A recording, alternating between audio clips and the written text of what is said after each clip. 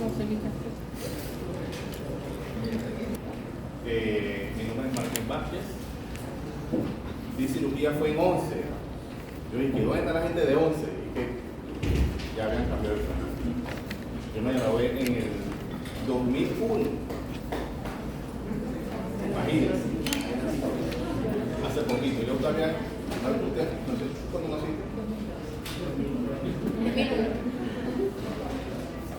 Así es.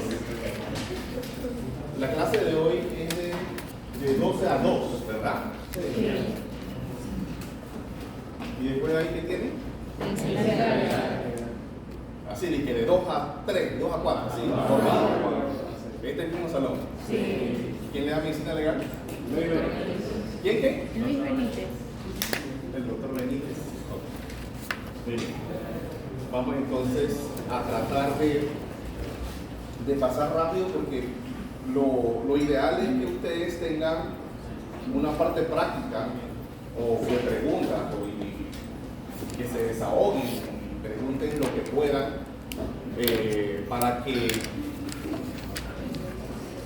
para que puedan aprovechar la clase. Obviamente,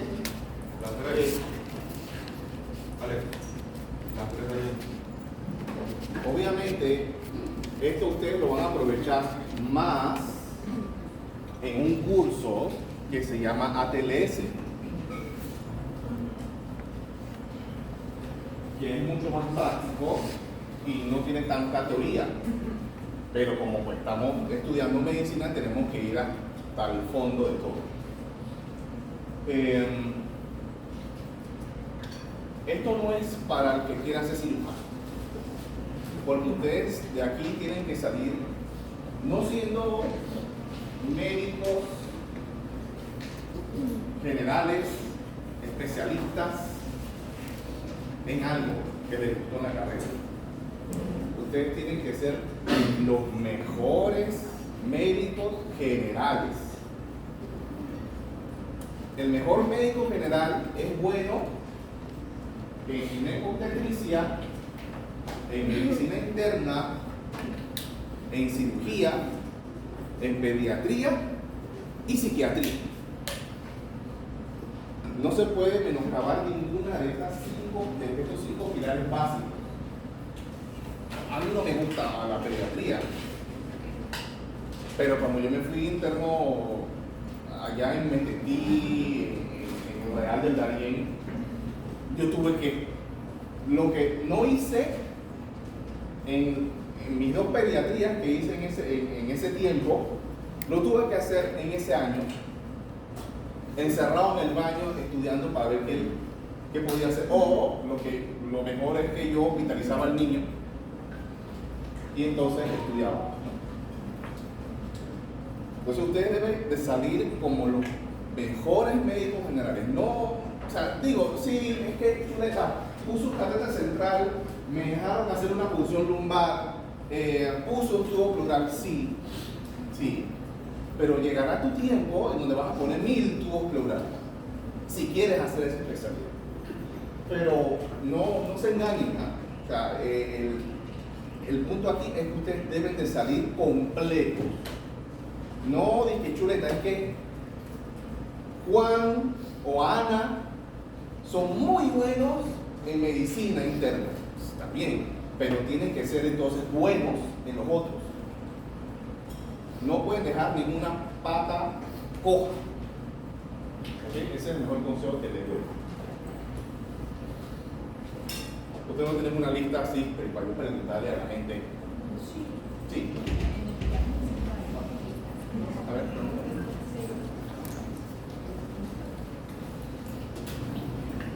La clase es trauma abdominal, trauma pélvico, trauma cronocefálico, trauma de extremidades. Demasiado para darle un 2 horas. Demasiado. O sea, de muy poco tiempo. Entonces, Andrea, obviamente ese paciente, tú de la mejor médico general, ¿tú qué vas a hacer con ese paciente? ¿Mandarlo a dónde? Claro, eso es lo más fácil del mundo, ver esa imagen. ese paciente debe ir a cirugía. Pero antes que ese paciente, Andrea, lo mande a cirugía, tuvo que haber pasado muchas otras cosas. Ya ustedes vieron la evaluación primaria y la reanimación. No. ¿Cuándo la dan?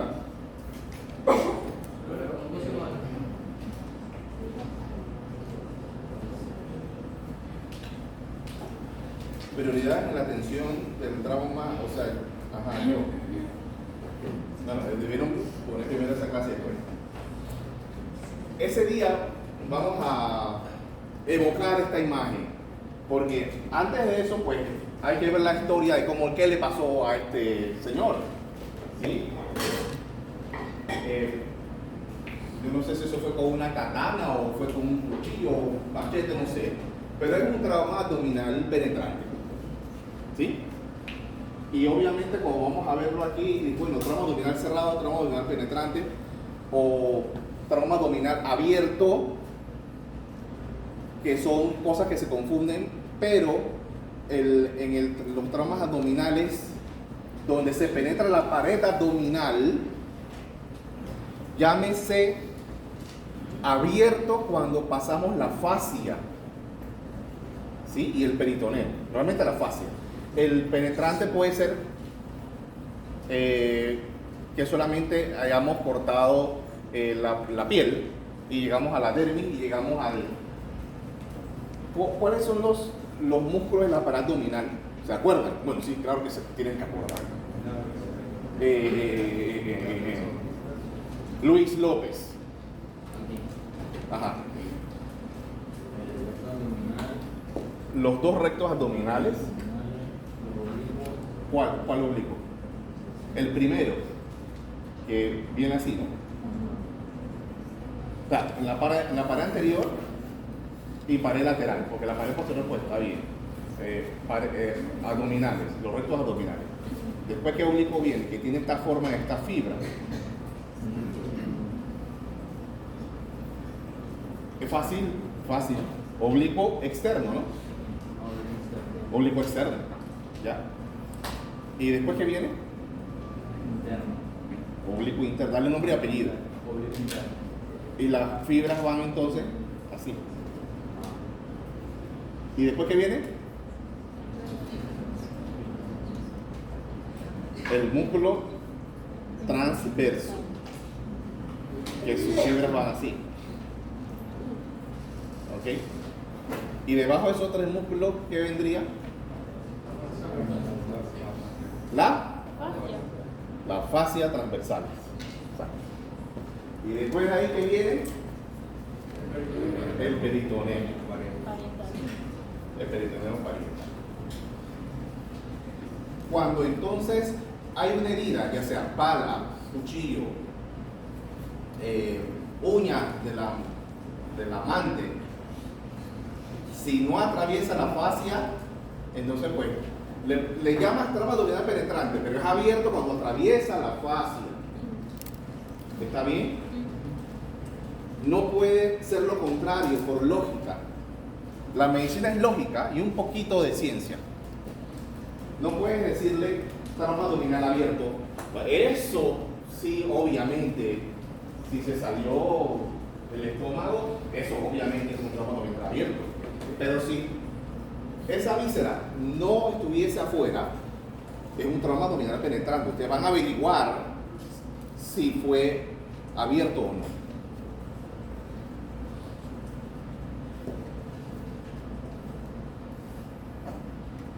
Tenemos que cumplir estas competencias. Cuando son la una, tú me avisas. ¿Sí? Tenemos que cumplir estas competencias. Ya más o menos pues hemos cumplido la competencia de la anatomía. ¿Y tú te acuerdas cómo era eso de las vainas de los rectos y de los oblicuos cuando pasaban por arriba y por abajo? ¿Y en qué área anatómica solamente pasaban por arriba? ¿Y cómo se llamaba esa área anatómica? que la pista es un arco. Se llama como un arco. Bueno, vamos, pasa la pelota a alguien, dime un nombre. ¿Cómo se llama? A ver, ¿cómo se llama el doctor? ¿Cómo? Carlos. ¿Ah? No, la línea alba es lo que yo no tengo. Todavía. Tuve. No. La línea semilunar a veces se me ve. A usted sí se le debe ver todo eso. Pero a la que yo llamo de la diferencia cuando las vainas cambian de anterior y posterior y se vuelven todas anteriores, es en la línea Guata o arco de Douglas. ¿Sí?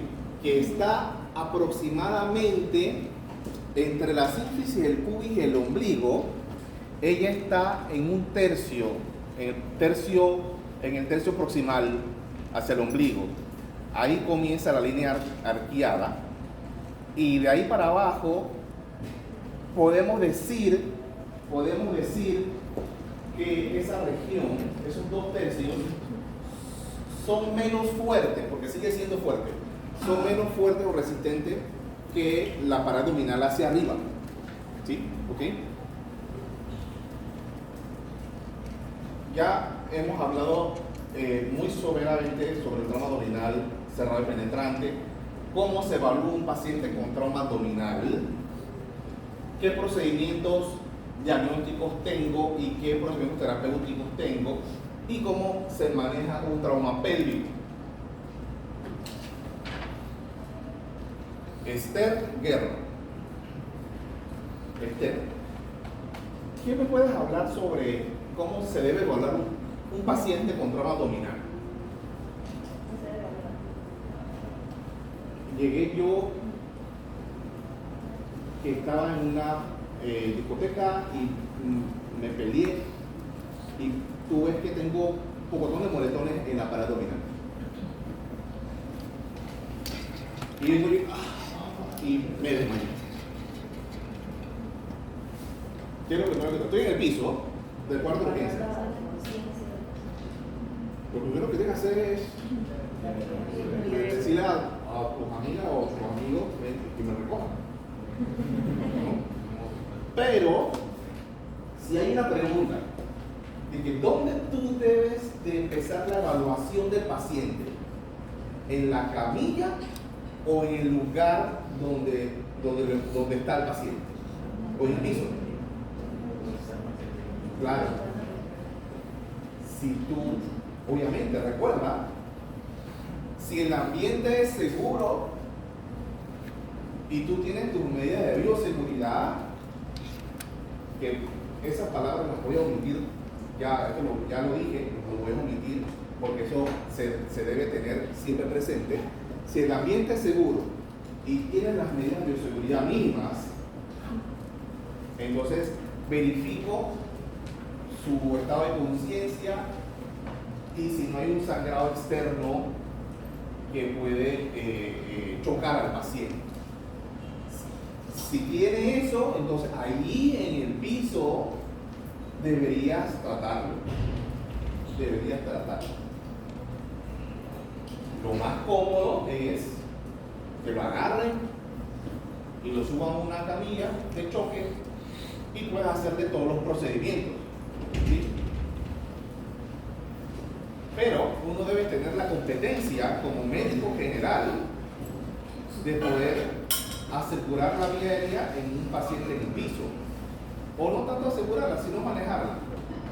Ahora te pregunto, ¿sabes qué es vía aérea segura? No tienes que saberlo, porque esa es la clase que viene el otro marco.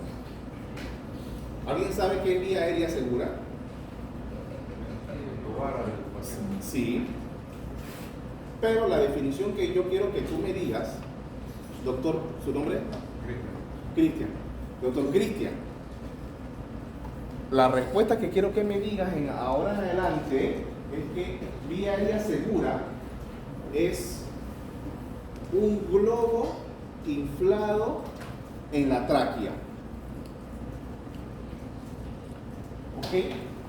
Porque una máscara la limpia no es una vía aérea segura. ¿Sí? Un Berman con una máscara de oxígeno no es una vía aérea segura.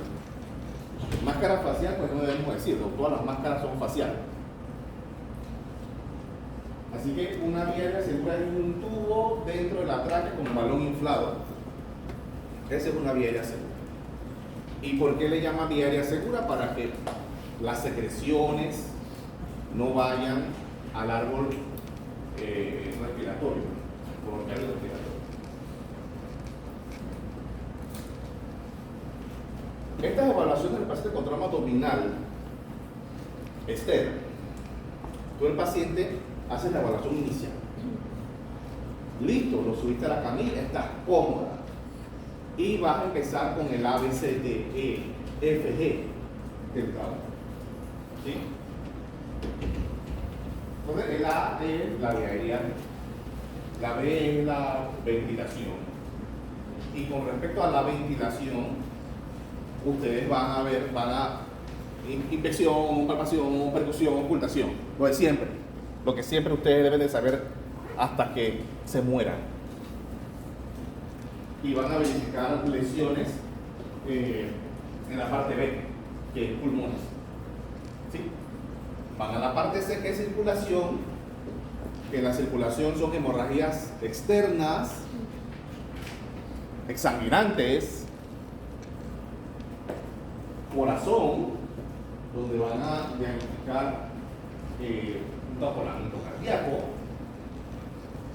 y algo súper importante que confunde hasta los especialistas en cirugía general. La C de circulación no es más que los lugares donde se acumula sangre que sea capaz de chocar, llamando hipovolémicamente, porque hay varios tipos de shock. Chocar hipovolémicamente al paciente. El shock que voy a hablar aquí es hipovolemia, recuerden, a menos que cambie cuando vemos trauma cronocefálico. Esas C de circulación, yo quiero que me la digan, pues. La doctora Adames Mills del Carmen. Dime una C de circulación, hagamos una idea. ¿Qué parte del cuerpo tú crees que no se acumula mucha sangre que pueda matar al paciente?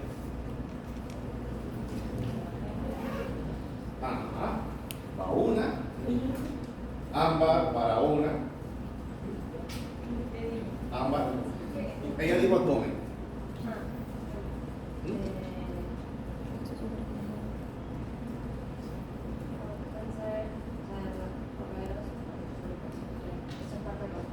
Sí, esa es parte de la técnica. Te puedes equivocar. Tienes 2 segundos. 1, 2. Tórax. Tórax, abdomen. Aldair.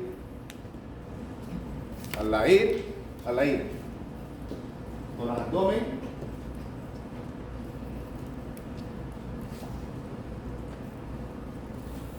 Tienes 3 segundos. 1, extremidades. En las extremidades, los huesos largos, los que acumulan más sangre, o sea, fémures y húmeros. ¿Okay? Se dice que el fémur puede acumular hasta 1500 y los húmeros hasta 750. O sea, ahí ese paciente puede chocarse fácilmente. Tórax, abdomen, casi digo la boca. Extremidades, huesos largos. Y entonces, Rafael Cornejo. Rafael, cuéntame.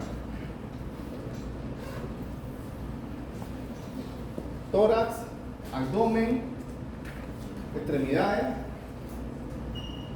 No importa que te equivoques, pasamos a la doctora. Dale. El cuello, tú dices, no,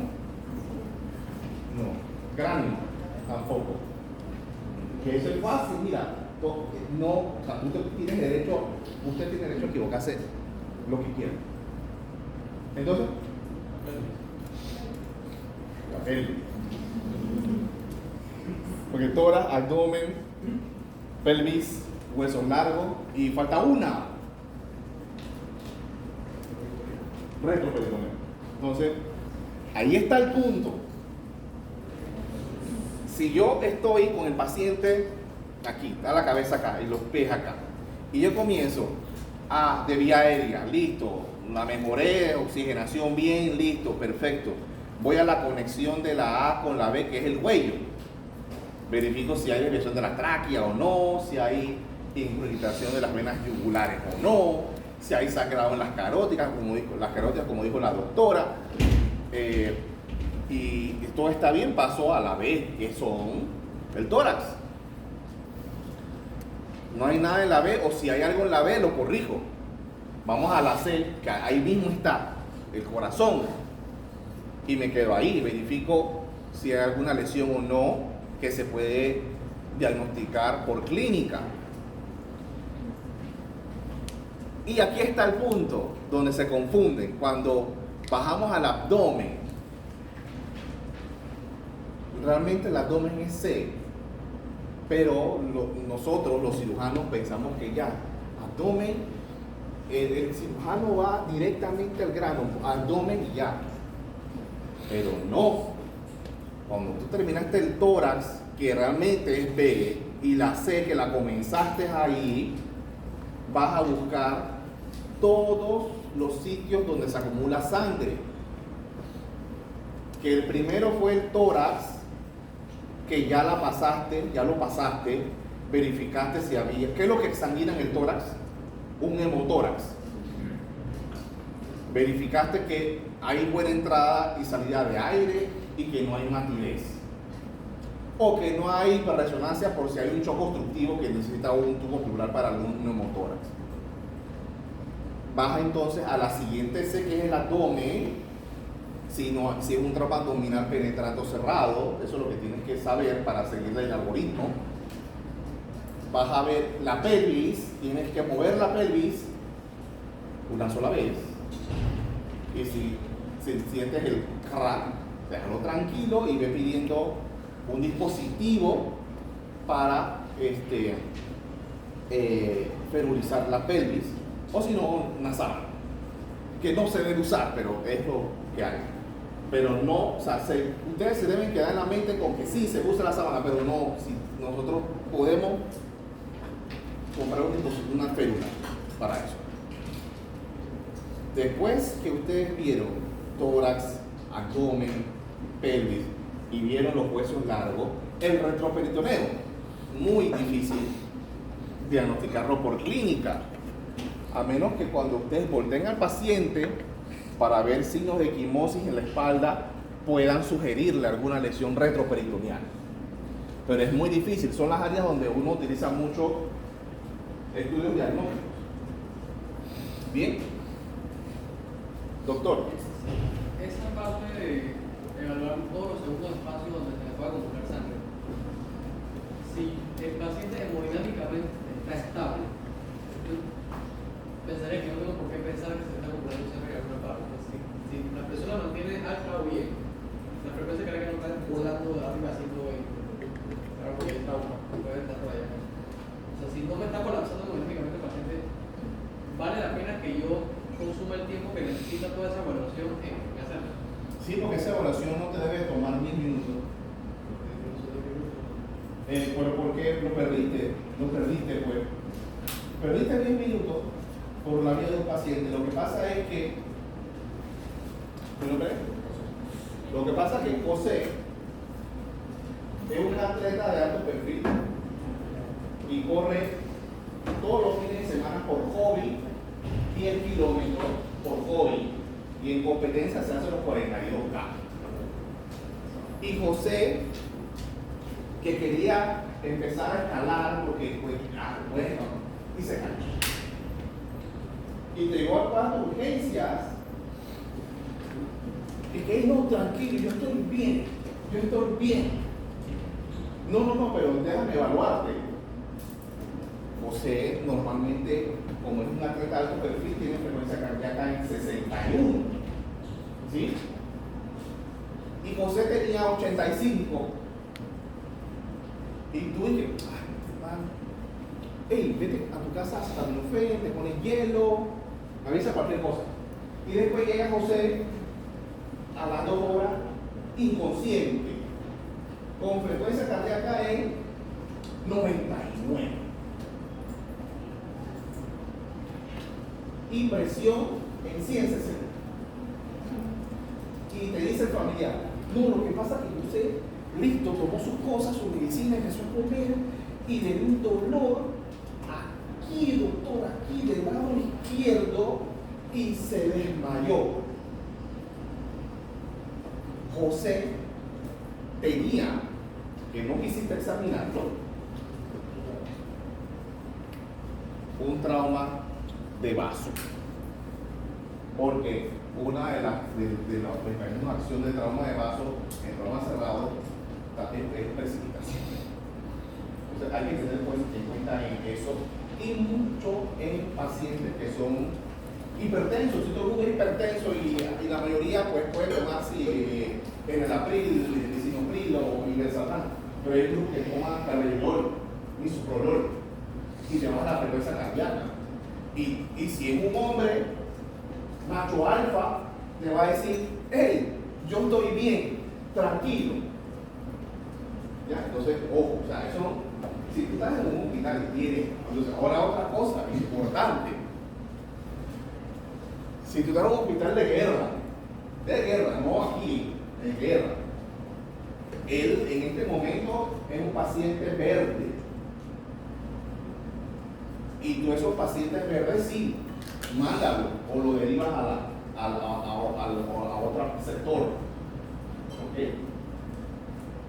Si él no estuviera así, tuviera la presión 160, tú lo pones como amarillo. Pero si llegó chocado, como que llegó por inconsciente, el paciente rojo, que tienes que de una vez reanimarlo y tomar una decisión. Que pues eso es, esa charla es después, pero se lo voy a adelantar. Tú tienes que tener presente que hay pacientes que se reaniman rápidamente o hay una respuesta transitoria a la reanimación con líquido o sangre o hay una respuesta nula. Si ese paciente no responde a los líquidos ni a la sangre, obviamente está sangrando por algún lugar y tienes que meter el cuchillo y buscar a cerrar la cosa esa, entre comillas. Hablando finamente, pues restablecer el flujo vascular o donde esté sangrando el paciente, etc. Entonces, esa pérdida de tiempo no es tan pérdida de tiempo, son protocolos. Y el problema que se dio desde 1960, 70 fue eso de que yo, como soy cirujano non plus ultra, y yo en el quirófano te hago pues, la gastrectomía, la hemicolectomía o la apendicectomía en 5 minutos.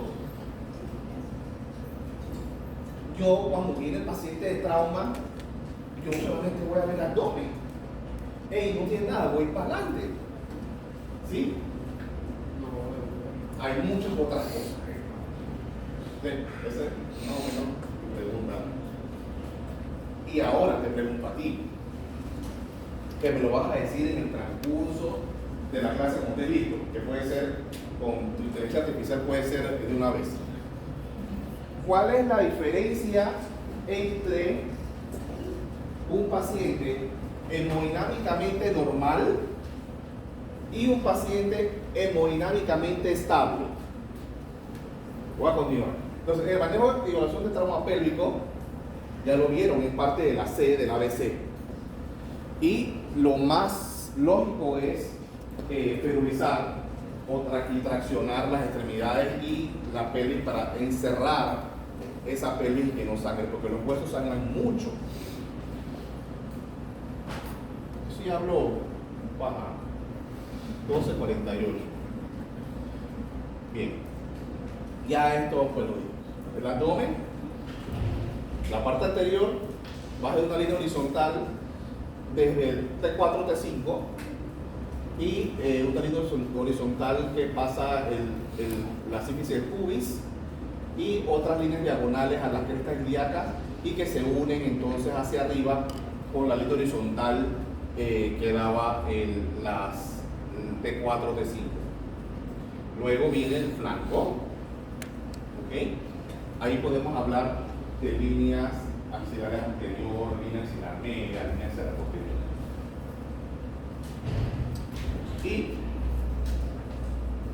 la parte posterior de la espalda, que son a nivel de la punta de las escápulas a las crestas ilíacas y al sacro.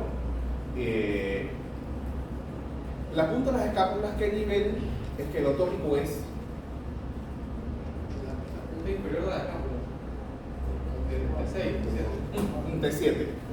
Eso no se puede olvidar. T7. O sea, ustedes tienen que aprenderse no todo, sino vainas puntuales, cosas puntuales. Y el ángulo de Luis, exacto. Entonces, ustedes buscan cosas puntuales. ¿Y la aprendes si fue bien? T6. Entonces, son cosas puntuales que ustedes deben de saber para entonces aproximarse a las otras. ¿Ok?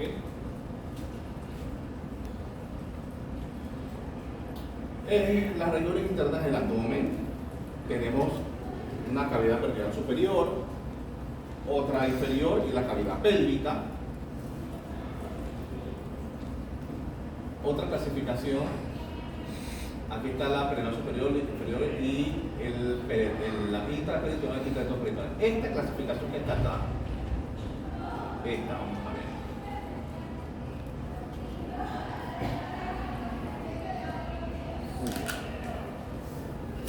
Sofía, ¿dónde está Sofía? Ahí no se ve. ¿Una cumpleaños hoy? ¿Quién cumpleaños hoy? ¿Y la otra Sofía? Sí, es la otra Sofía. Sofía, felicidades. Y también pues felicidades a todos ustedes por estar en 10º semestre.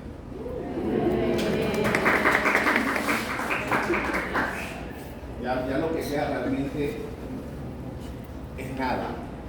Es nada. O sea, ustedes no tienen que concentrarse en estudiar. Espero que no graben lo que voy a decir. Bueno, ok. Ustedes no tienen que concentrarse en estudiar. Ahora, pasen exámenes. Pasar exámenes, ustedes son expertos en pasar exámenes. O sea, si están aquí porque son expertos en pasar exámenes y no solamente porque han estudiado mucho. Yo también fui experto en pasar exámenes. Ahora ustedes tienen que estudiar para siempre.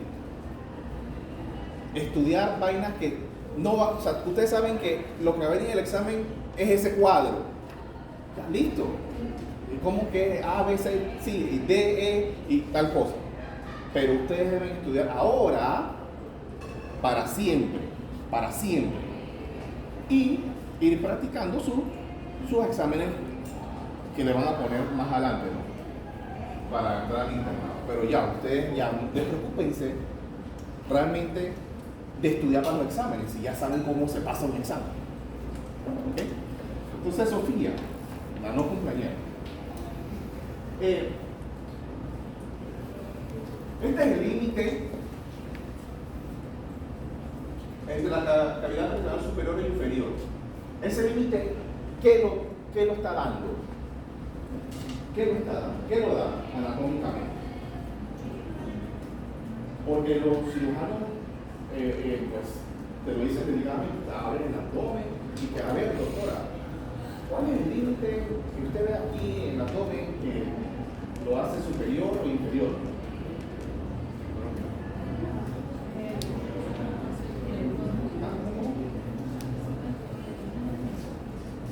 Cerca, un poco más arriba, un poco más arriba. ¿Será que hay otra figura que te pueda ayudar? Vamos a ver.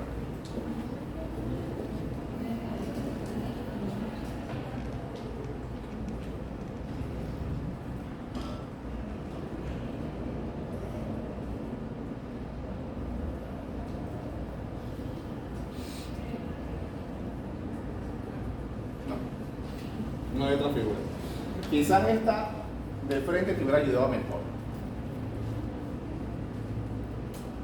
La pregunta es, ¿cuál es la estructura? El límite anatómico para dividir el abdomen.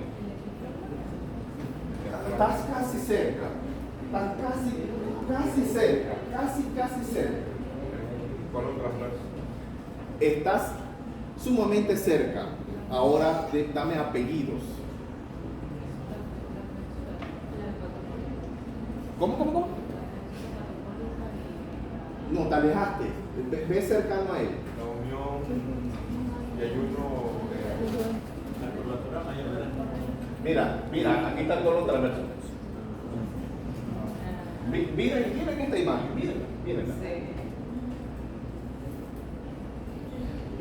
No es un ligamento. ¿Cómo? El ligamento de Trice. No, pero ese es otro límite.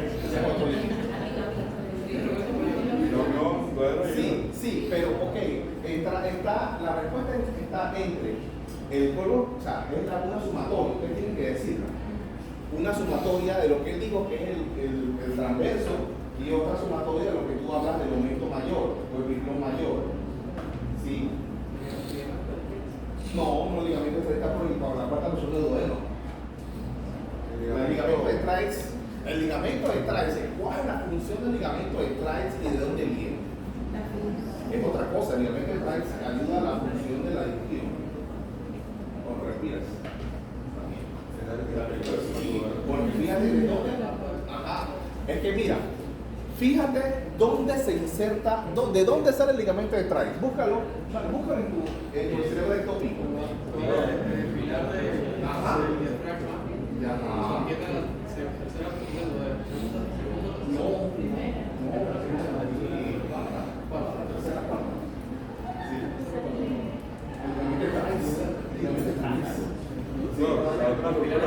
Exacto. Ajá. Sí. Pero podría ser ligamento de patoduodenal. No. Y detrás de ese ligamento patoduodenal que hay, El duodeno. no, hay tres estructuras. El adenoide, a ver si. No, hay tres estructuras esféricas, redondas. La aorta. No. Esta es la tríada portal, que son la vena porta, La arteria diafragmática Ajá. y el conducto iliaco común. entonces, ¿qué pasa? La transcavidad del biplón, Sí, es que la transcavidad de los epiplones es otra cosa. Que es el biplón, la transcavidad menor y mayor. Es esto que está aquí, ¿ven? Es la transcavidad, aquí hay una transcavidad. Es todo esto. Y la otra transcavidad es esto. ¿Sí? En el borde inferior del colon transverso limitado por el aumento mayor o el biplón mayor. Porque mira que el biplón mayor, usted piensa que es el biplón mayor va desde el borde inferior, mira, tiene varias inserciones. Borde de la curvatura mayor del estómago, tiene otra inserción en la primera inserción del duodeno, tiene otra inserción en el borde inferior del colon transverso. Entonces, ella o él, pues no sé cómo se le llama el género del colon del biplón mayor. Miren sus inserciones. Y ellos van bajando, o si tú quieres, puedes comenzar acá para arriba, aquí para abajo. Y son dos hojas, ¿sí? Que comienzan y tapan esto y suben, pero obviamente en el adulto se ve como una sola. ¿Ya? Estamos hablando mucho de anatomía, no vamos para adelante.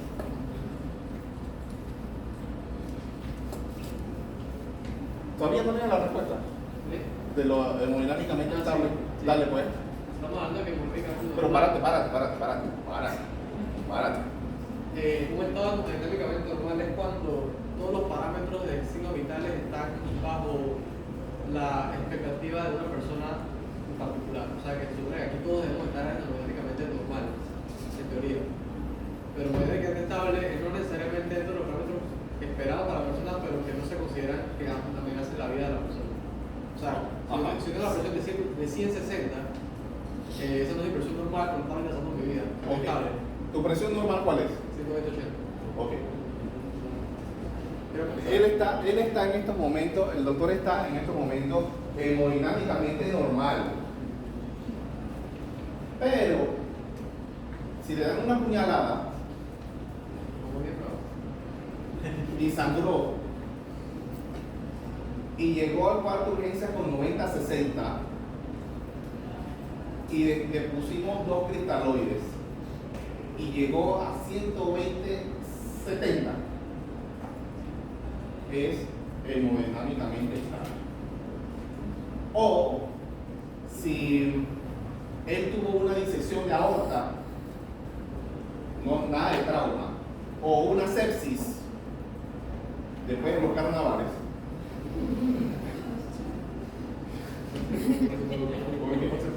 porque yo me iba a decir, No, ¿qué más pasé? me lo dije en la mente, porque después Lo sentí. Sí, para darle más simplificado. pero el sífilis es una besatínica y ya. Ahora, vamos a tener eso. También, bueno, una besatínica y una Exacto. Entonces, él llegó en sepsis, lo reanimaron, y cuando tú estás pasando visita, tú dices, el doctor Diego Espino está hemodinámicamente estable, pero con vasopresores a 32-250 ATGC por hora, dopamina en tal, vasopresión en tal, pero está hemodinámicamente estable. ¿Ya? No normal. Normal es decir, no tiene ningún medicamento, está así. ¿Ok? Bien, entonces sigamos. Esa pregunta, léela. ¿Cuál es una de las principales causas de muerte que pueden ser prevenidas? Ok. ¿Cuál sería? ¿Quién dijo? ¿Quién dijo algo?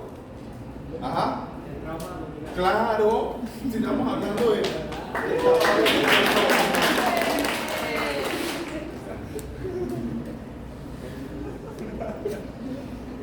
¿Qué prioridad ocupa el tramo abdominal? Este es un ejercicio. Este es difícil porque aquí cuando si están en los cirujanos conmigo es una pelea. Bien, doctora, cabeza y tramo abdominal. O sea, cabeza, vamos a tomar el punto de vista de C. Cabeza y tramo abdominal. ¿Quién va? Primero.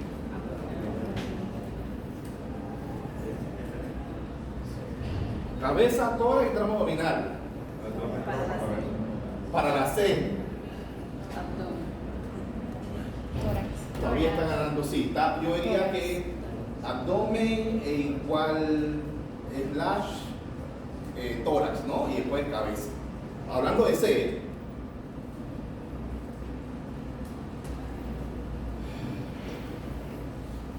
Abdomen.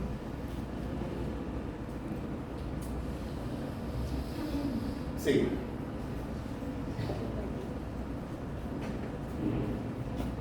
Está duro. Uy. Porque están todas las C ahí. ¿Cuál no? ¿Cuál no es primordial? Cabeza. Exacto, ya. Eso es el concepto que ustedes deben saber. No hablando del punto de vista cognitivo, porque la cabeza y el corazón son los líderes del cuerpo humano. Pero desde el punto de vista circulatorio, de fontanería, es el abdomen. ¿Sí? ¿Por qué es tan importante conocerlo? Porque determina qué órganos están probablemente lesionados. Entonces recuerdan que pues nosotros tenemos vísceras sólidas y vísceras huecas, tenemos vasos sanguíneos importantes, está la aorta abdominal, la vena cava, la vena ilíaca, las arterias ilíacas. ¿Sí? ¿Cómo se lesionan? Por los mecanismos de fuerza, por compresión, aplastamiento, cizallamiento y desaceleración. Lógicamente, ¿qué órganos se van a ver afectados por una desaceleración? Está bien, pero sí, pero yo quiero, hablando vamos a hablar de cosas sencillas, vamos a hablar de automotriz, mecánica, eso, o sea, un objeto que esté agarrado por tornillos versus un objeto que está libre, normal ahí, que son los intestinos. Si hay una desaceleración, a ellos no les pasa nada, porque ellos están acostumbrados a irse de un lado para otro. Pero los que están sujetos, todos los que están sujetos por ligamentos, están afectados por la desaceleración. ¿Sí? No piensen tantas cosas así. Es la aorta, claro. Los riñones, el hígado, el vaso. ¿Sí? Y en los riñones menos porque primero le pasa algo al hígado y al vaso antes que los riñones por el retroperitoneo, ¿no?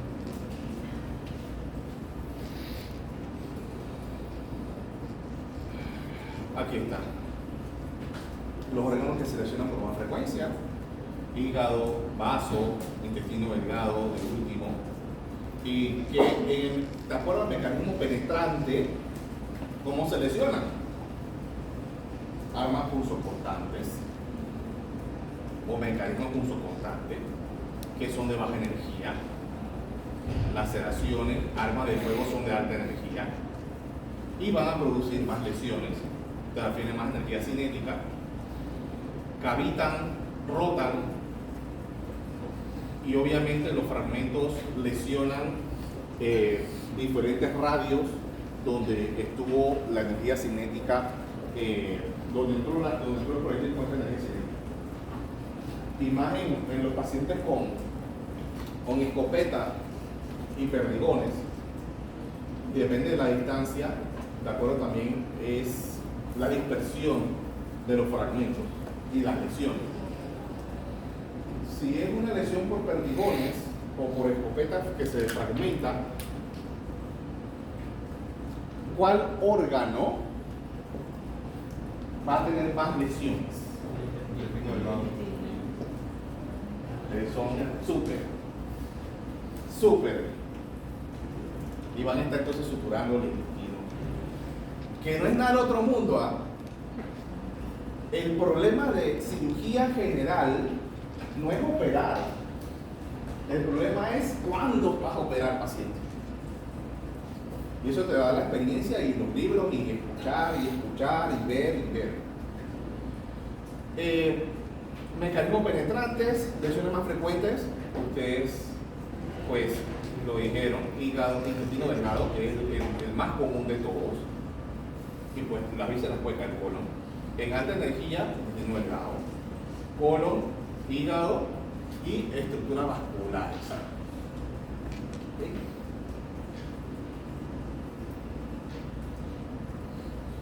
¿Sí? Estamos hablando ahora de trauma abdominal cerrado. En la historia, cuando hablan de trauma contuso, hay que ver varias cositas, ¿sí? ¿Cómo fue la velocidad del impacto? Por ejemplo, pues, lo más común de lo común, que son los accidentes automovilísticos. Realmente tú le tienes que preguntar al paramédico o al TUM cómo quedó el carro, o si el paciente salió eyectado, o si las bolsas de aire se activaron, ¿ok? Si fue una extricación, significa, o sea, que si tuvieron que liberarlo, cuánto tiempo estuvo dentro del auto sin liberarlo.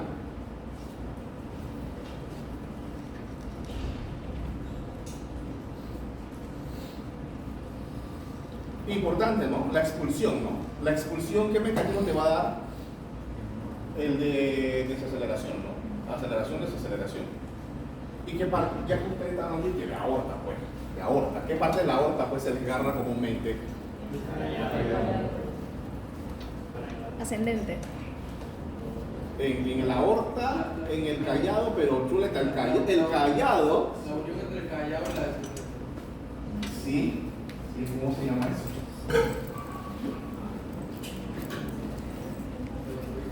Dale, búscalo, porque el callado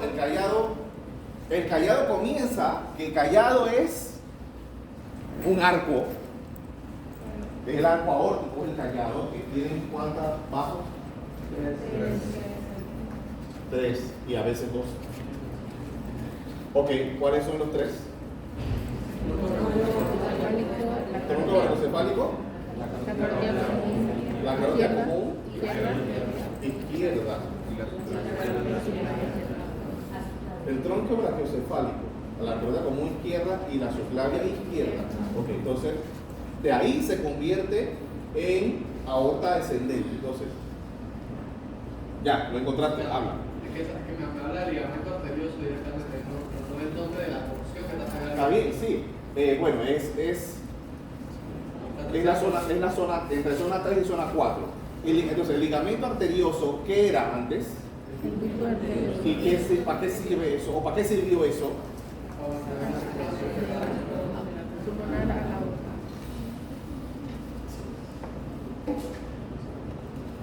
En el penetrante hay que preguntar qué tipo de arma y con qué rabia lo apuñalaron. Si es el esposo con la esposa o la amante o no. Porque y todo esto pasa en la grabación, no voy a decir esas vainas. Vamos a seguir. Tipo de arma a distancia, número de heridas. Porque si son varias heridas y fue marido y mujer, ese hombre se salvó. ¿Sí? Porque si es una sola herida, fue con mucha fuerza. Y es importante si fue, ¿cómo fue? Pues si es de espalda y la mayoría es derecho, ¿va a estar en qué parte de la espalda la lesión? En el omoplato derecho. En el examen físico lo mismo que ustedes van a ver hasta que se mueran. Inspección, ocultación, percusión y palpación. Pues, ¿qué es lo que vemos? ¿Qué es lo que vamos a ver? ¿Qué es lo que debemos ver? ¿Sí? En la inspección, ¿qué debemos ver, doctor?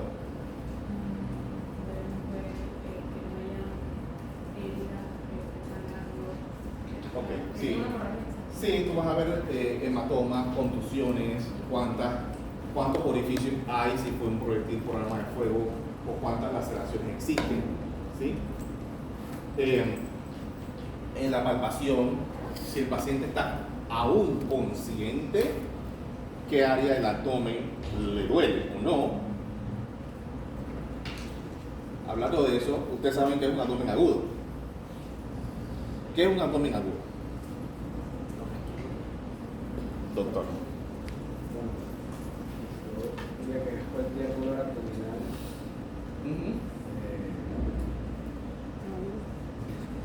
Uno, vas bien, porque hay abdomen agudo médicos y quirúrgicos.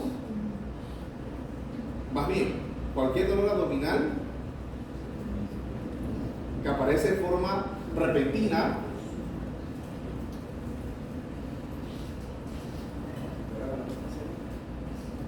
sí, está bien. Un dolor abdominal agudo que puede ser, ven acá, otra cosa, equivocación. Abdomen agudo no es dolor en los 4 cuadrantes. No, mentira. Eso es mentira. Y lo van a leer pues en, no sé qué libro de texto ustedes usan que les faciliten las cosas. Creo que, no sé si todavía usan el Pierre Rodríguez o no sé. Pero el dolor abdominal agudo es una molestia o una sensación en algún cuadrante o el cuadrante del abdomen, ¿ok? Que provoque cambios en la fisiología del paciente. Por ejemplo, si yo tengo una colecitis aguda, eso es un abdomen agudo quirúrgico. Y nada más te va a doler el hipocondrio derecho y ya más nada. ¿Ok? No hagan caso que, abdomen agudo, abdomen, no pierdan el norte. Y ustedes, pues, obviamente, ustedes se tienen que quedar callados, ¿no? Y revisen el tema, qué chuleta, sí.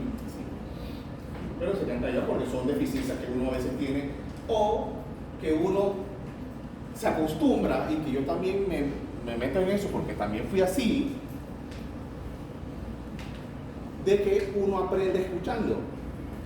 Y obviamente hay inteligencias auditivas, y pues yo pues soy muy auditivo, pero tienen que leer para confirmar eso, ¿ok? Porque es muy fácil, y los cirujanos son muy auditivos porque obviamente quieren estar operando, y solamente aprenden de lo que el maestro le dice, y obviamente es verdad, es una verdad a voces lo que dice el maestro, y a veces pues no. A veces el maestro estaba confundido y quiso decir eso, pero dijo otra cosa, ya. Una pregunta. Para que sea abdomen agudo, tiene que durar cierta cantidad de tiempo. Claro. Un abdomen agudo, o sea, la agudeza del tiempo puede estar dada el número, en toda clasificación de agudez, el número es 6. El número es 6. Tú puedes, te hacen una pregunta.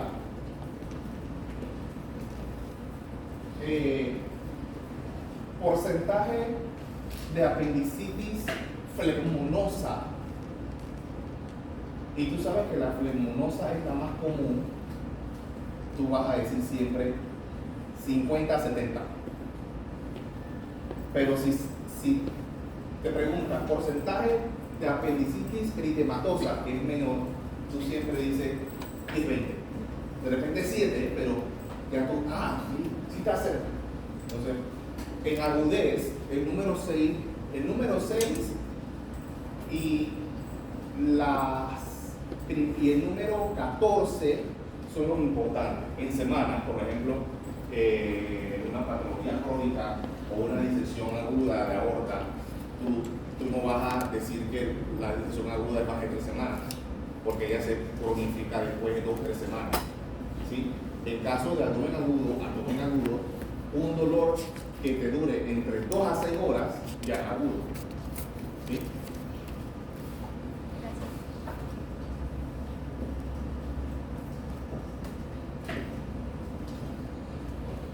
¿Qué tipo de dolor, doctora, sería entonces los cólicos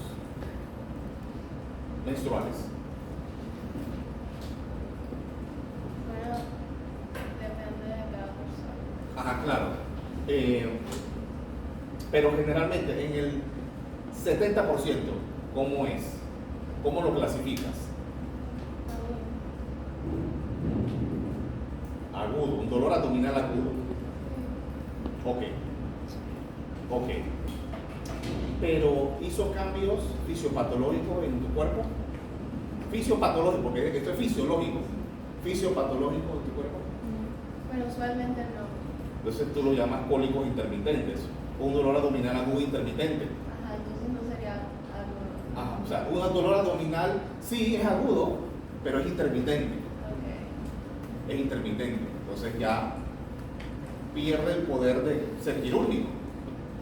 También puede ser que en ese momento que estás con los 4 o 5 días se te rompió un quiste,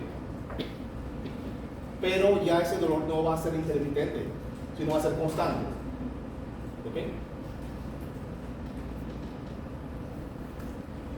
¿Ok? Vamos a ir más rápido aquí, pues se nos acaba el tiempo para darle prioridad también hasta más cronocefálico. ¿Qué puede comprometer el examen? Que el paciente alcoholizado o con otras drogas, lesiones en la cabeza cerebral, médula espinal, lesiones de costillas, columnas o pelvis. En cuanto a las heridas punzocortantes, lee. ¿Cómo evalúo y manejo a un paciente con una herida punzocortante en el abdomen anterior, tórax bajo, flanco o en la espalda? Ajá. ¿En qué consiste la exploración local positiva de una herida realizada por un cirujano? Ok, contéstala, pues. Contesta la segunda. Porque ya la dije.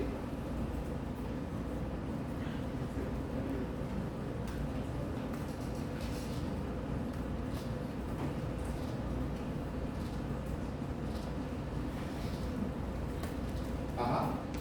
La fascia. La fascia. ¿Atravesó o no atravesó la fascia? Sí. Sería positiva. Claro, claro, se atravesó la fascia positiva, así es. Así es.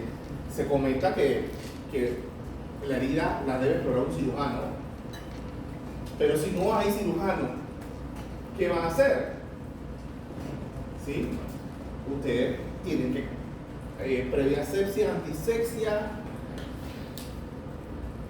y ustedes van a tener que meter el dedo y verificar si está la fascia íntegra o no. Pero para eso ustedes tienen que saber cómo es una fascia y tienen que meter los dedos en lo que es, no lo que sea, el abdomen cuando vayan a las prácticas clínicas.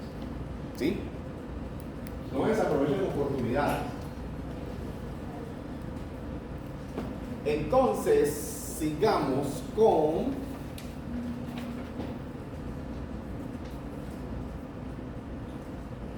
Ana Gil. Ana, la primera pregunta. Léela y haz una lluvia de ideas. ¿Cómo evalúa y maneja un paciente con una herida punzocortante en el abdomen anterior, tórax bajo, intramuros o en la espalda? Ok, empieza con abdomen. Vuelvo a hacer la base Ajá, ya lo hiciste. Y la herida. perfecto. ¿Y si no penetra la fascia? El algo estructural. Ajá. Ha sido convertido. Listo, músculo y piel. ¿Qué haces? No.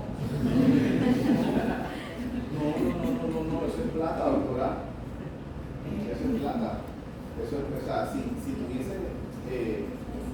tuviese un cirujano, ¿sabes lo que te va a decir? Ey, ciérrala, ¿qué te pasa? Pero si estás en la privada, ¿qué tú vas a hacer? Llama al cirujano. Eso es como 400 palos. Cerrar esa cosita nada más. Claro. Este conocimiento te dio dinero. ¿Ya? ¿Qué vas a hacer con una herida en tórax bajo, doctora? Tórax bajo, o sea, de las tetillas hacia abajo. Allá la cosa se pone más color turquesa. Ok, ¿por qué? Por el corazón, ¿por qué más? Ok, entonces, yo quiero que me digan, ¿por culpa de qué estructura esa pregunta es tan difícil? Claro. En inspiración, ¿hasta dónde llega aproximadamente? Y en inspiración, entonces por culpa del diafragma, entonces hay que ver si en qué momento de la inspiración o expiración fue la lesión. Y tú vas a tener un falso negativo, porque metiste el dedo y no pasó nada. ¿Sí? ¿Ok? Pero es porque realmente la lesión está más abajo, pero ya el orificio bajó, porque el huequito ese es bajo. ¿Ok? Y realmente está positivo. Ahí sí llama al cirujano. O sea, tú. ¿Sí? Y obviamente le tomas las radiografías, ¿no? Para saber si hay una neumotórax o un neumotórax. Esta es la parte más difícil de evaluar. Una pregunta. Sí. Ajá. O sea, yo llamo al cirujano aunque no haya encontrado nada. Claro, porque ahí te da ese falso negativo. Sí, exacto. Que el doctor, el paciente, ya está estable. Mire, doctor, en la placa yo no observo ningún neumotórax, pero como fue tórax bajo, la evaluación necesito de su experticia. ¿Ya? Ah, no, tranquilo, le duele el abdomen, hazle un ultrasonido. Hazle un ultrasonido fast. Le van a decir. Pero, doctores, en trauma abdominal penetrante, el FAST no se debe usar. ¿Y cómo lo usan? ¿Y cómo se usa? Pero no se debe usar. Es lógico que en trauma abdominal penetrante lo que impera son otros estudios diagnósticos. En el trauma abdominal cerrado contuso sí, el FAST sí es muy importante hacerlo. Con el penetrante, la mayoría de los traumas penetrantes son quirúrgicos. ¿Sí?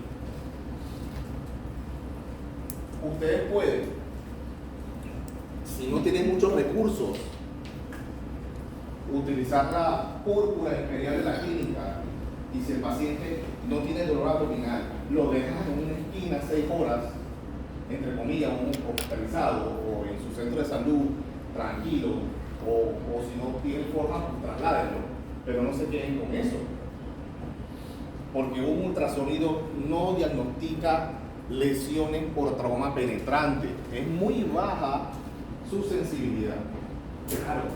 Claro, le metiste la puñalada en el hipocondrio derecho, obviamente o lesionó diafragma, hígado o también lóbulo inferior del pulmón derecho, obviamente. Ya, ese paciente tiene que ser evaluado por su vía general. Es muy probable que no se le haga nada a la lesión del hígado por ahora. Es muy probable que le hayan tenido que colocar un tubo pleural. Es muy probable que, depende de la lesión, le tengas que reparar el diafragma. ¿Sí? Porque generalmente nosotros pasamos inadvertida o no, o quizás decimos, ¿sabes qué? Fue el diafragma del lado derecho, no va a pasar nada, porque está el hígado y tú sabes, el hígado protege esa parte del diafragma, pero ha ocurrido con poca frecuencia de que pues esa lesión se abre y el hígado se hernia hacia el hemitórax derecho. En muy pocos casos, pasa más en el hemitórax izquierdo. Si con una puñalada en el hemitórax izquierdo es casi obligatorio entrar ya vía toracoscópica o laparoscópica, a hacer una laparoscopía diagnóstica y reparar el diafragma o con toracoscopía. Ok. En flanco,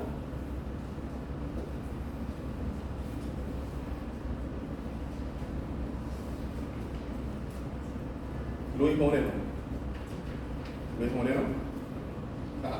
En flanco, cuéntame, en flanco, ¿qué opinas?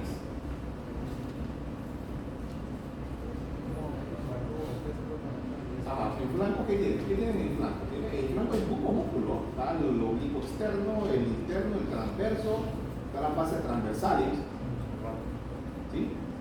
¿Sí? Están los serratos, hay mucho músculo. Las heridas en flanco son súper difíciles de evaluar porque casi todas son negativas, a menos que ya sea si es por trauma penetrante, por arma de fuego, ya se sale de control, porque eso tiene que haber atravesado la fase. Pero la herida del flanco, en abdomen, por herida punzocortante por cuchillo, hay que hacer una buena historia clínica, porque puede pasar que el paciente no necesite cirugía, nada más una cirugía menor y lo repara aquí, porque está bien protegida esa área, pero depende de la historia. No, doctor, sí, tiene que haber pasado algo porque el cuchillo era así. No, la historia es muy importante. ¿Okay? ¿Y en la espalda?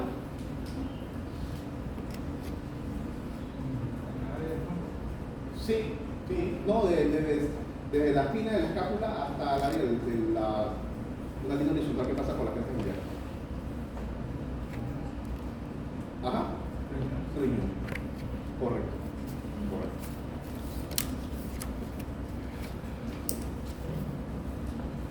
Igual tener que darle rápido, ¿no? Porque no hay tiempo. ¿Cómo evalúo y manejo las lesiones penetrantes en perineo recto, vagina o glúteos? Hay que ver inspección, palpación, percusión no, ocultación tampoco. Pero tienen que ver y tocar. Tienen que ver y tocar y meter los dedos en todos los orificios. Para eso tienen que meter los dedos en los orificios sanos, para saber qué es lo que es normal y qué es lo que es patológico. ¿Cómo evalúo y manejo a un paciente con una posible herida por proyectil de arma de fuego en abdomen? La mayoría de los pacientes con trauma abdominal por herida por arma de fuego, la mayoría son quirúrgicas. A menos que en la residencia me encontré que estaba solito de turno un domingo, que hay muchas cosas que hacer, y llegó un paciente con un índice de masa corporal como en 38, 40, y que estaba en estas tardes de playa, que no sé qué, bueno, nos trajeron un balazo. 2 orificios, uno aquí y uno acá. ¿Sí? Y en ese tiempo, pues, la laparoscopía solamente lo hacíamos para vesícula y hacíamos la laparoscopía para hernias, pero ya no más nada. Y yo, chuleta, eso me va poblando el turno, yo estoy solo, y gracias a Dios, empezamos a tomarle plan. No, que el paciente no empezaba para ponerle un cambio, no puede ser. O sea, era o eso o lampearlo, ¿sí? Pero gracias a la tecnología, no la tecnología, sino a la imagenología y a un amigo residente de radiología, dije, no, tranquilo Martín, vamos a tomarle placa AP, lateral, le hacemos una diagonal y vamos a triangularlo. Y el tipo lo trianguló con una radiografía y ¿cómo se llama? La bala. No la bala, porque no había bala, había 2 orificios. La trayectoria fue transversal. O sea, que el que lo disparó fue de lado. O sea, la bala hizo así, panícula adiposo, salió. Y yo pensaba que eran 2 balazos de frente, ahí se me hubiera llevado caganda ese tour. Pero es increíble, esas cosas pueden ocurrir. ¿Sí? Y el paciente sí, le dolía todo. Ese le dolía todo el abdomen. Era un abdomen agudo en los 4 cuadrantes. O sea, pero era entonces a huevazón también, ¿no? Pero ya, listo. De todas formas, tuvo que hospitalizarlo por protocolo, ¿no? Entonces seguimos. Ahí está la tangencial, ¿ves? La tangencial, orificio de salida. No hablamos nosotros de orificio de salida, solamente hablamos de orificios. Uno puede saber porque se tatuó un orificio y el otro está tatuado, pero no debemos hablar quién fue de salida o de entrada, ¿ok? Otras lesiones, los rayos X importan. Generalmente la mejor estrategia es cirugía temprana. ¿Sí? Que les comenté que el día del programa de fuego la mayoría son quirúrgicas. ¿Es la lesión abdominal causa de choque? Sí. Sí. La zona nasogástrica es muy importante porque pues tú puedes también saber indirectamente cuando le colocas la zona nasogástrica, si ves que pues estás aspirando sangre, hubo una lesión en el estómago. Importante cuando vayan a colocar una zona nasogástrica en un paciente de trauma automovilístico o traumas múltiples que no sabemos bien los mecanismos, porque si es un avaliado, tranquilo, mete la sonda, ¿ya? Pero si es un trauma múltiple, tenemos que evaluar de no hacer una resección de hipófisis con la sonda. ¿Sí?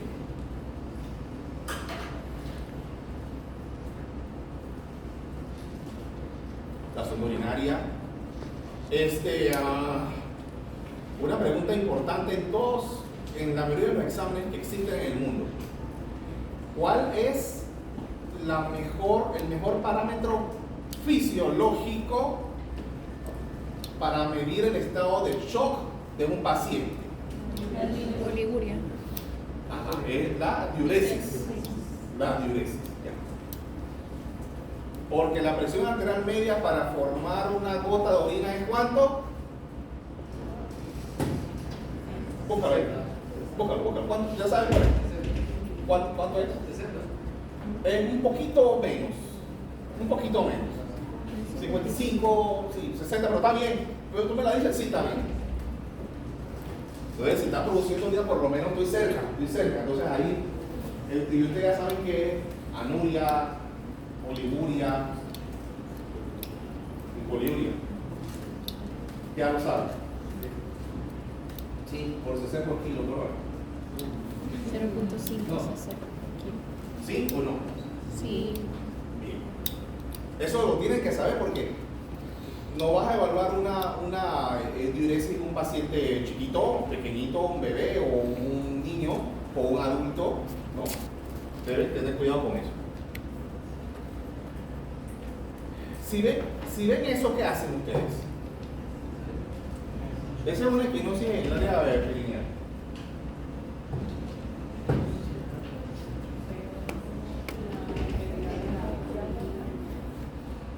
Se busca.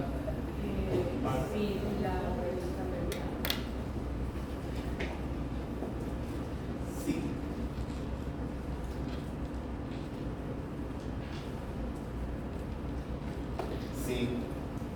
Sí.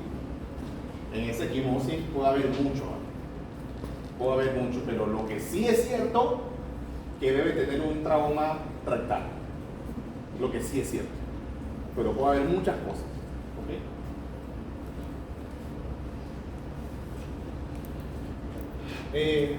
Exámenes de sangre no son tan indispensables en trauma.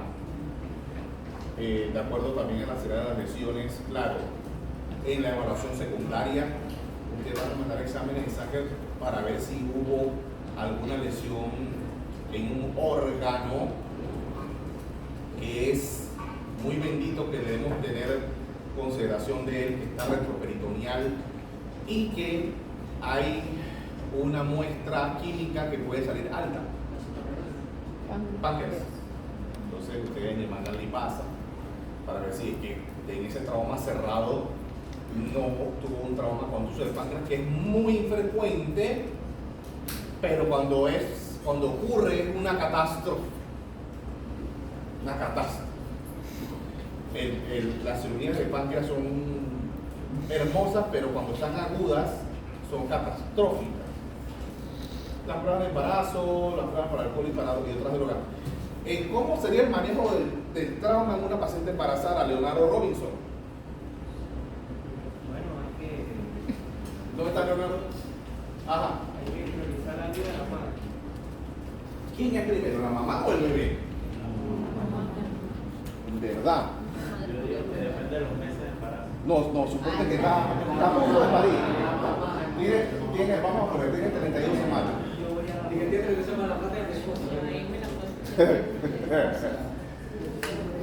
¿Quién es primero, la mamá o el...? La mamá. La mamá. ¿Quién dice niño? Si ya tiene una edad avanzada, que está cercano, o sea, que es un bebé que ya si nace, A término. sobrevivir, ajá, que es a término. Yo primero cesárea está convencido. No se puede hacer la mamá del bebé. Ajá, dale, habla.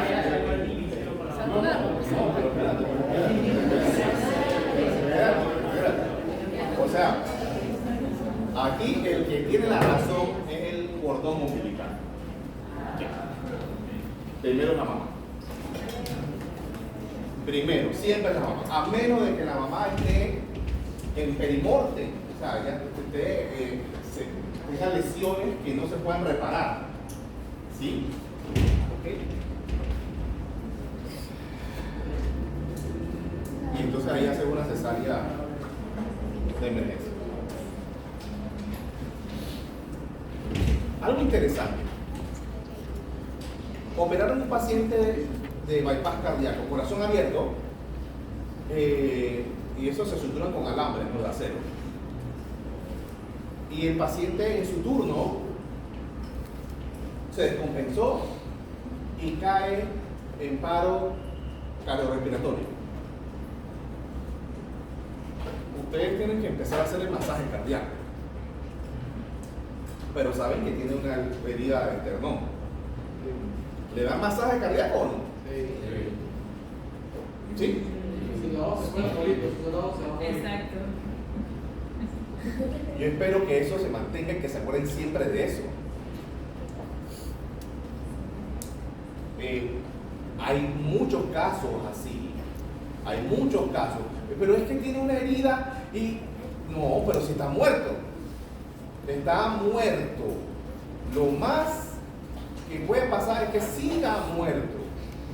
Ustedes son agentes que pueden cambiar el estado del futuro de ese paciente, dándole reanimación como debe ser.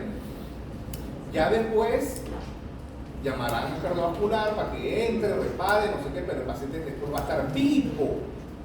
¿Ok? Las hematurias son evidencias de lesiones renales. Es rutina mandar rayos X, la serie de traumas que realmente es cervical, tórax y pelvis. ¿Quién? Ajá. Todas esas radiografías de trauma, ¿hay alguna indicación de no mandarlo? O sea, si llega una persona con accidente de auto, ¿hay algún motivo para no mandarlo? O sea, que Sí. okay, no vale Sí, la pena. sí, hay motivos para no mandarlo, de acuerdo a lo que hablamos con él, ¿no?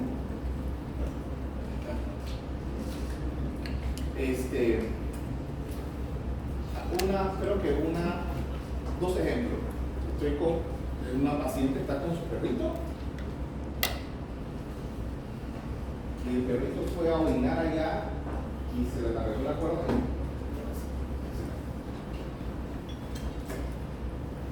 Y como tiene un buen seguro, ambulancia, no sé qué, y llega a Punta Pacífica en su baña, en su camilla.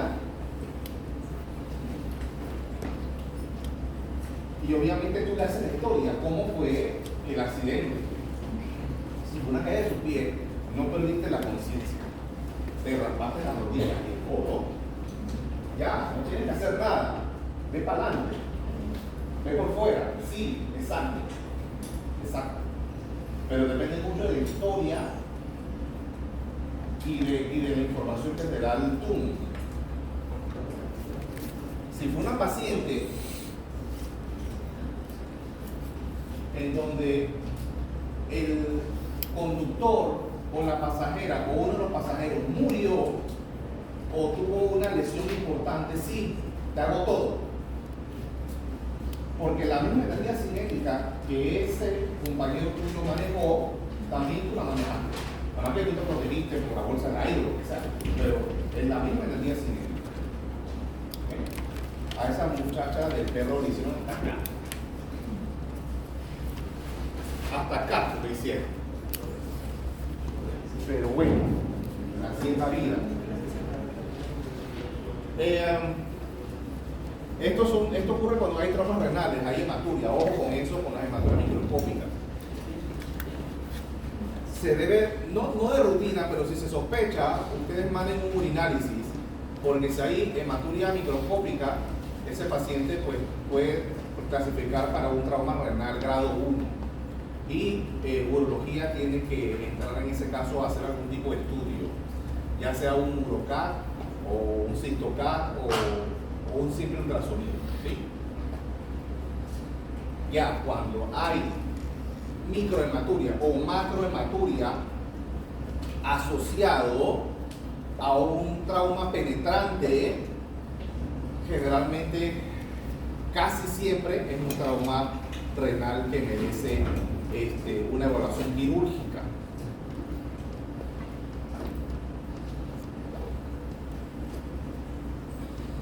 El TAC abdomen es lo que más se manda ahora, lo que más se manda, y es lo que más las aseguradoras te enoja de que uno envíe porque está planificado, y es verdad, tienen toda la razón. Estos estudios tienen su razón de indicación en trauma, y más que nada en traumas abdominales cerrados.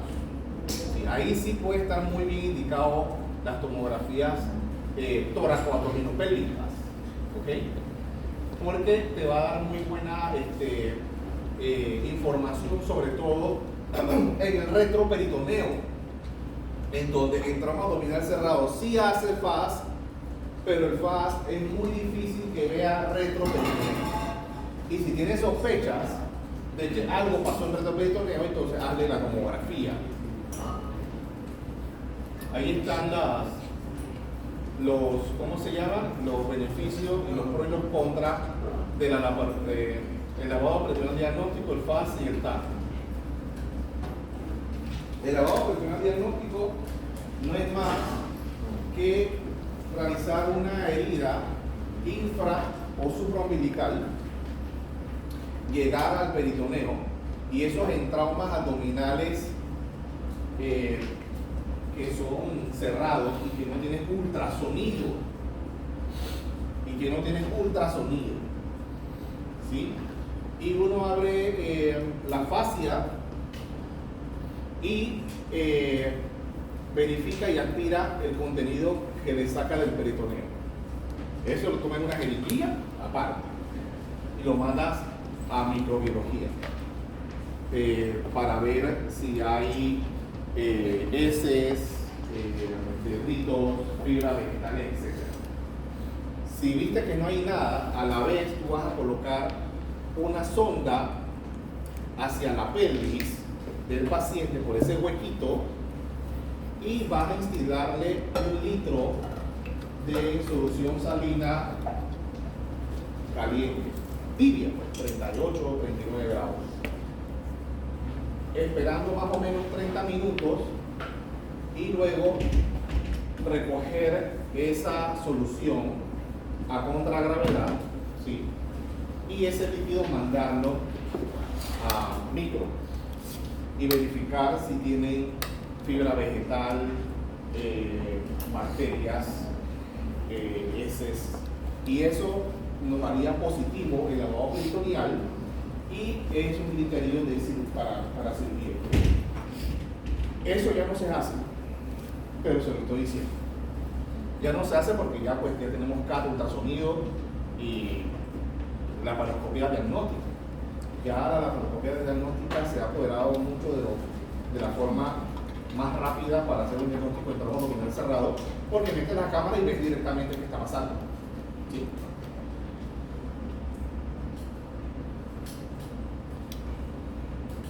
Ya hemos hablado de estos, las heridas torácicas bajas, las heridas torácicas en tórax, en abdomen anterior, en espalda, en flancos, el trauma cerrado, que es lo más importante, esto es lo más difícil. Si tienes presión arterial baja y sospechas de una lesión visceral, tienen muy alta frecuencia de que vayas al salón de operaciones, aire libre su diafragmático. Ya ustedes han visto muchos aires libres su diafragmáticos. ¿Sí? En pacientes nefrópatas que se dializan a través de una diálisis peritoneal y tienen dolor abdominal, es súper importante que hagan un buen diagnóstico, porque la mayoría de ellos pueden tener aire libre diafragmático porque se escapó una burbuja. ¿Sí? Así que deben tener ojo al grito con eso. No le estoy diciendo que venga el paciente nefrópata con diálisis peritoneal y que no, tranquilo, el doctor va a tener que eso no es nada. No, hagan un buen diagnóstico. O sea, tienen que buscar la forma de negativizar todas las causas abdominales que ese paciente pueda tener, y si no, pues ya saben que fue un falso positivo, es aire libre diafragmático.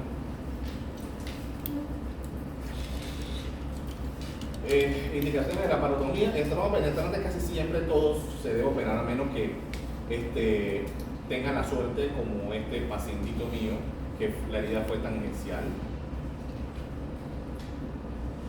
Y recordar que una lesión abdominal desapercibida es causa común de una muerte evitable. En fracturas pélvicas hay mecanismos de compresión AP, lateral, de cizallamientos. ¿Ven? Observen las fracturas pélvicas. Eso sangra bastante. Y ese es el grupo de muchos de nuestros colegas en los cuartos de urgencia, las fracturas pélvicas. Porque más importante quizás sea el neumotórax y el tubo pleural que colocaron, o el trauma craneoencefálico, que ya le hiciste el CAT cerebral y ya sabes que no es quirúrgico, y el paciente sigue chocado, 80-40, 90-60. Pero pues ortopedia y cirugía están ocupados pues en estas operaciones. Y nadie quiere hacer nada con nadie. Y lo más sencillo es reducir esa pérdida lo más que se pueda, para que ese paciente pueda sobrevivir. Eso realmente es un grave problema. Eso mata. Y si no están preparados para resolver eso, pierden al paciente. Y las soluciones son muy fáciles, ¿sí? Hay varias clasificaciones, hay veces cerrada. Pues mira, esta está asociada también con trauma genitourinario, como una lesión asociada. Con respecto a las venas y las arterias, lo que más está lesionado es el plexo venoso, que se rompe más fácilmente. El plexo arterial es obviamente más resistente por el tipo histológico de tejido que tiene. Igualito, la inspección, palpación, el anillo pélvico, la discrepancia de longitud de una pierna y otra, y dolor a la palpación. El manejo de emergencia, la reanimación, determinar si es abierta o cerrada, buscar lesiones asociadas, determinar la necesidad de traslado y deben de inmovilizar la fractura pélvica. Es importantísimo.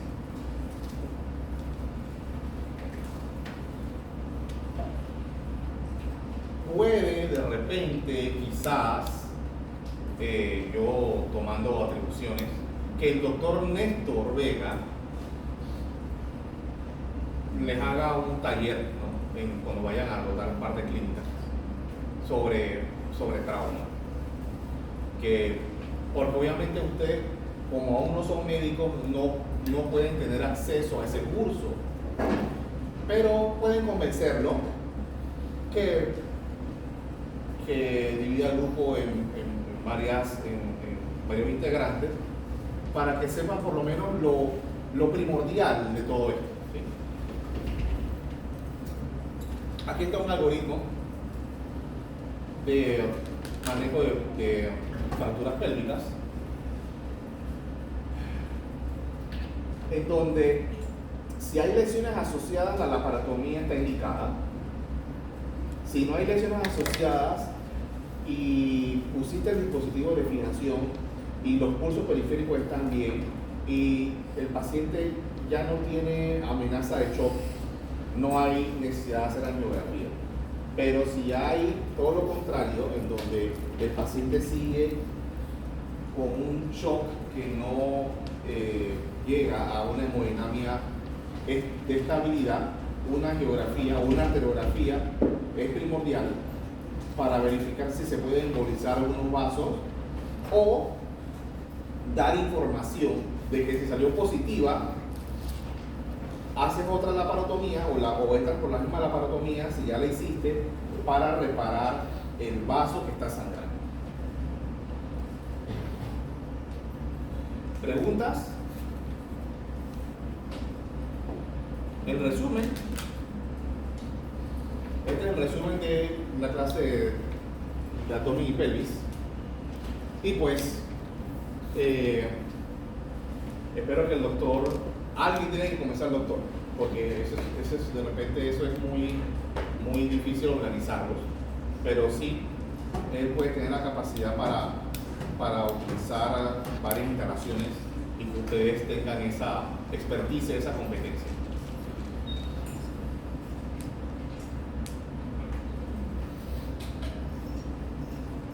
Ya no puedo dar trauma craneoencefálico. Entonces en la próxima clase les daré trauma craneoencefálico, trauma de extremidades y manejo de vía aérea y evaluación. Vamos a ver cómo puedo sintetizar todo, pero creo que necesitaba darle trauma abdominal de esa forma. No podía no dárselo de esa forma masticada, porque si se la daba así a la velocidad, esta clase tiene muchas cosas. Y venía hasta pensado en que poner casos clínicos y dividir el grupo no sé qué para hacer competencia, pero el tiempo no nos da. Así que trauma craneoencefálico, la famosa doctrina de Monroe-Kelly, que se la voy a preguntar. La curva de presión, de hasta cuándo el cerebro aguanta, la presión intracranial, la presión de perfusión, las imágenes de hematoma epidural, que es como una lenteja, la subdural, que es diferente, ¿sí? Y todo eso es anatomía, pues por las capas de las meninges y la capa ósea, las lesiones cerebrales difusas, que no ves nada. Paciente, ves que las hago en 6 y le haces el chat y no hay nada. Eso es una lesión axonal. Esas son de las más jodidas, porque todo el sistema axonal lo lesionaste. Pero son las que más tienen esperanza por la plasticidad neuronal. Así que eso es lo que vamos a ver.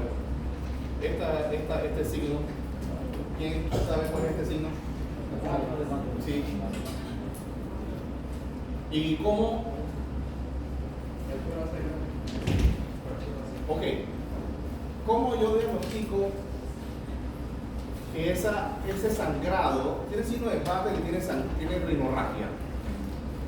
¿Cómo yo diagnostico que ese paciente en verdad, esa rinorragia, sea producto del signo de batalla? ¿Cómo lo defino? Sí, ¿cómo? Y que la camarita. Oye, Otorrino está haciendo un procedimiento por allá abajo, o sea, ¿qué hace? Algo que tú puedas resolver. Se mandó un análisis del líquido. Del líquido, y de la sangre esa. Ajá, ¿y qué quieres analizar ahí? El líquido de barraje. No, que te vas a que ese tecnólogo te va a llamar y te tonte. ¿Qué quieres? ¿Qué quieres de eso? Tengo que ver si es unilateral o bilateral. No, tú estás bien, mandas un examen de líquido, ¿qué? ¿Pero qué? Lo que tú quieres saber es si esa rinorragia,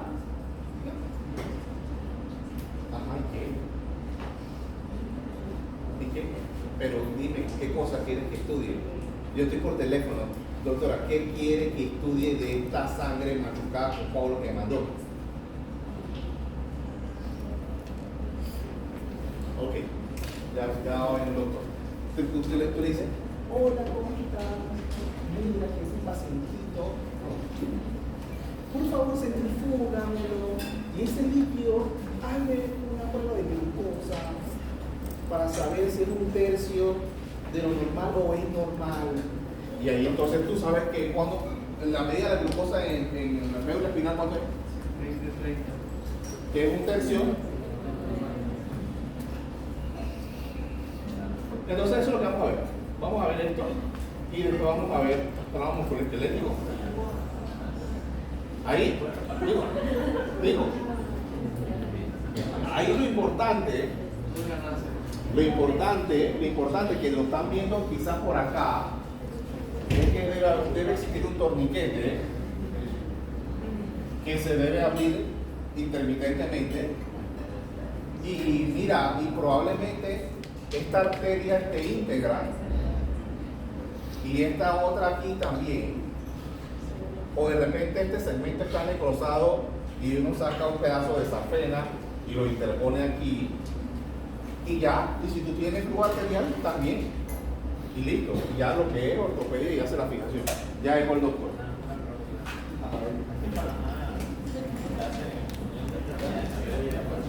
Sí, sí, sí. Y bastante en